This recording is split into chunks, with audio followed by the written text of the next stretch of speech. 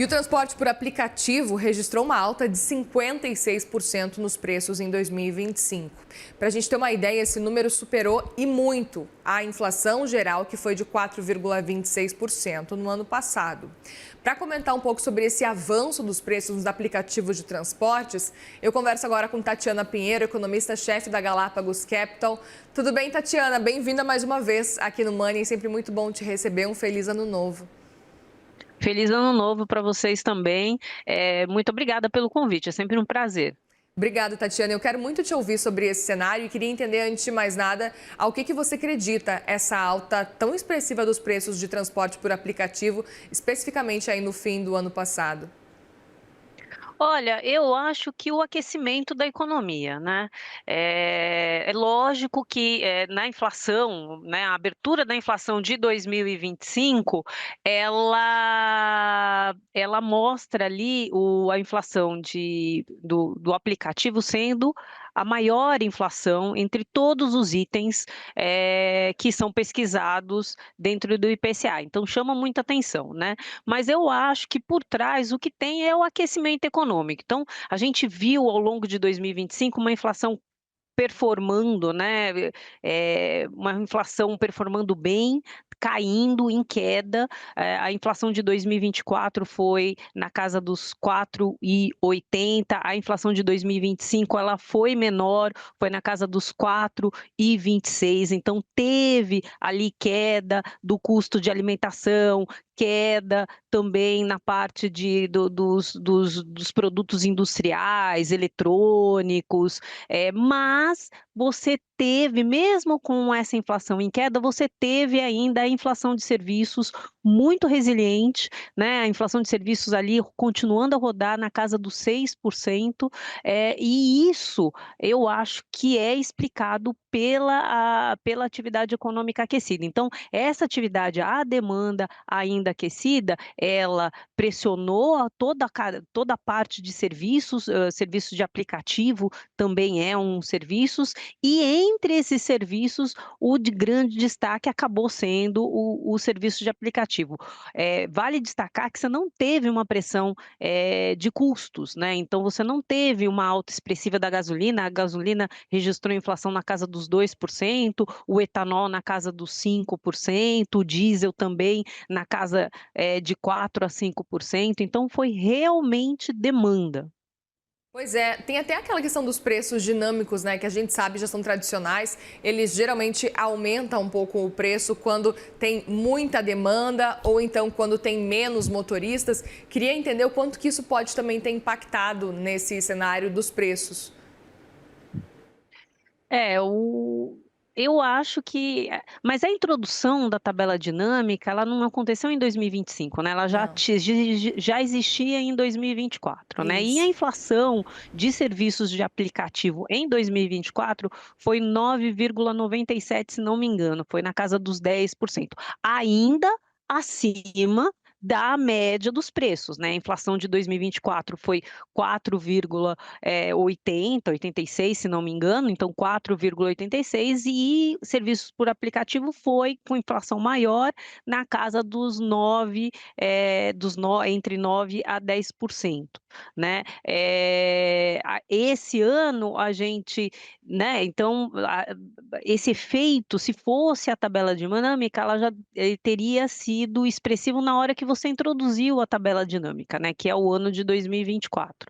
Você teve sim uma pressão, mas agora para 2025 não daria para explicar pela tabela dinâmica, é realmente demanda, né? A demanda bastante forte. Então é isso que chamou a atenção. É claro que a demanda bastante forte faz com que né, o custo do serviço do transporte por aplicativo em horário de rush, né, aumente mais ainda, né? Mas eu acho que a raiz da questão é que é uma demanda bastante aquecida, né? Por conta, a gente pega ainda o mercado de trabalho extremamente forte, taxa de desemprego na mínima histórica, né? O aumento da renda em termos reais, ou seja, acima da inflação, ao longo do ano de 2025, tudo isso resultou ali, chega no final do ano, você tem o pagamento do 13º, você tem tem um incentivo ao consumo por conta das festas de final de ano, então você juntou aí um mercado aquecido, as pessoas com dinheiro no bolso, né, já acontecendo aí a tabela dinâmica, esse aumento de requisição de transporte por aplicativo fez com que os preços subissem bastante na prestação de serviço, mas eu acho que o final das contas, quando a gente for pegar a raiz do problema, a raiz do problema é realmente a demanda. E aí aproveito para te perguntar, inclusive, se você acha que esse é um aumento que aconteceu de forma muito pontual, por causa desse fim de ano mesmo de 2025, ou é algo para a gente ficar atento que pode continuar, até levando em consideração que tem previsão nesse ano, inclusive, de corte de juros. Isso tem previsão de corte de juros, a questão é ver em que momento que o Banco Central se sente mais confortável para iniciar esse corte. Essa previsão de corte de juros, eu acho que tem mais a ver com o grau de aperto monetário, né? Então, os economistas, eles olham, e o Banco Central também olha, a taxa de juro real, né? Então, é a taxa de juros descontada da inflação. A nossa taxa de juros está em 15%, que é a maior taxa desde 2005, né? A gente só teve a Selic em 15% em 2005, com uma inflação de 4,26. Então, é uma taxa de juro real extremamente alta, né? Então, é um aperto monetário extremamente alto. Então, essa expectativa de corte de juros está mais relacionada à ideia de que, olha, não precisa manter esse grau de aperto monetário, né, por muito mais tempo. Né, eu acho que tem mais a ver com isso do que propriamente, lógico, né, tem o comportamento da inflação, mas eu acho que tem principalmente essa ideia de fine tune, né, de ajuste do aperto monetário. Agora, vai depender realmente do aquecimento da demanda, né? Então, esse cenário que os economistas têm de corte de juros e nós também, no final das contas, depende de se realmente a demanda ela desacelerar, né? O final do ano mostrou aí um apetite, né, no consumo além do esperado quando a gente pensa que a Selic está em 15%. Então, a gente tem que ver essa desaceleração da demanda para que realmente esse cenário de corte de juros para o Banco Central ele se confirme.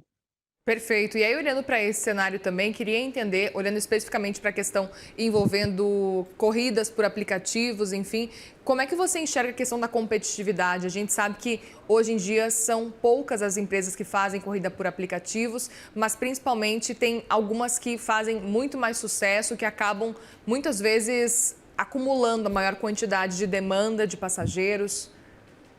É. Não, a questão da competitividade, ela é importante em qualquer setor, né, ela é importante na economia, né, monopólio, ele dá um lucro extraordinário, né, seja monopólio, seja oligopólio, cartel, né, você acaba gerando um preço que é distorcível na economia e gerando um lucro extraordinário para as empresas que estão nessa, né, no setor onde há o monopólio ou oligopólio ou cartel, né. Então, é importante que aumente a competitividade, para que a gente tenha aí uma pressão, talvez uma pressão, né, uma normalização, né, um ajuste do preço para algo mais, menos distorsivo, e aí, a gente tem aí uma inflação mais condizente com a média dos demais preços, né. Então, eu acho que pode explicar sim,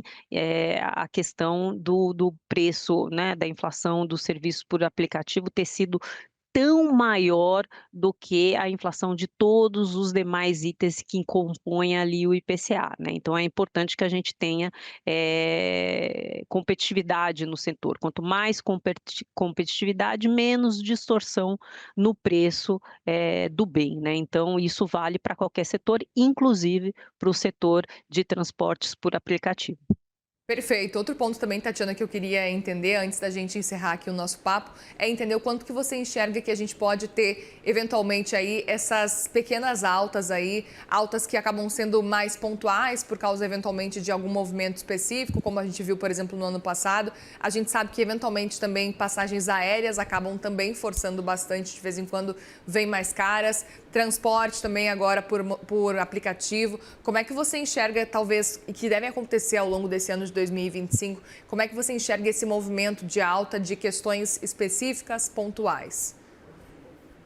Olha, chama atenção, tem alguns específicos pontuais que devem ajudar a inflação, né? Então, a queda do preço dos combustíveis, né? Então, a queda do preço do petróleo no mercado mundial, isso é uma coisa que ajuda a inflação, porque não só pensando em combustíveis, né? Mas pensando que o petróleo está na composição de quase tudo, né? Na indústria química, plásticos, solventes, eh, eh, lubrificantes, pesticidas, então acaba o preço do petróleo, a queda do preço do petróleo acaba dando um alívio de custos em várias cadeias produtivas, né. Então, isso é uma coisa específica, eu acho que desse ano, até por um mau motivo, né, por todo esse embate geopolítico, estava acompanhando aí a entrevista anterior, mas acaba, né, por um motivo,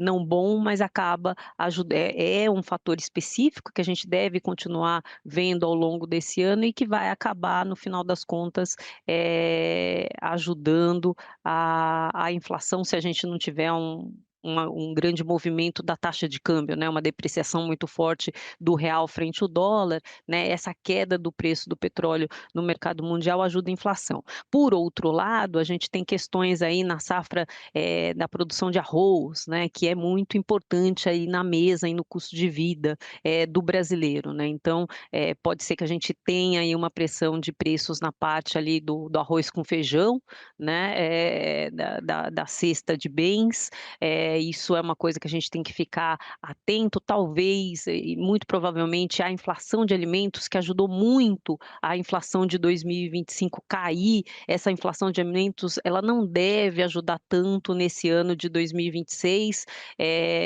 a previsão de safra, né, e de produção agrícola não é tão, não está tão positiva quanto foi, a safra de 2025, então isso é uma coisa, pensando aí na parte de pressão inflacionária, alimentos, e alguns específicos, como eu citei, o arroz deve chamar atenção, no ano. E um outro ponto bastante importante é passada, né, quando a gente não está num ciclo eleitoral na parte de cidades, a gente também tem mais reajustes de transporte público. Então agora no começo do ano a gente está vendo aí, as pessoas vão sentir mais esse aumento do transporte público, que é outro ponto que deve, chamar a atenção aí, nesse ano. Muito bem, Tatiana Pinheiro, economista-chefe da Galápagos Capital. Obrigada mais uma vez, viu, pela conversa aqui. Volte mais vezes ao longo desse ano de 2026. Obrigada, boa tarde a todos, vai ser sempre uma honra. Obrigada.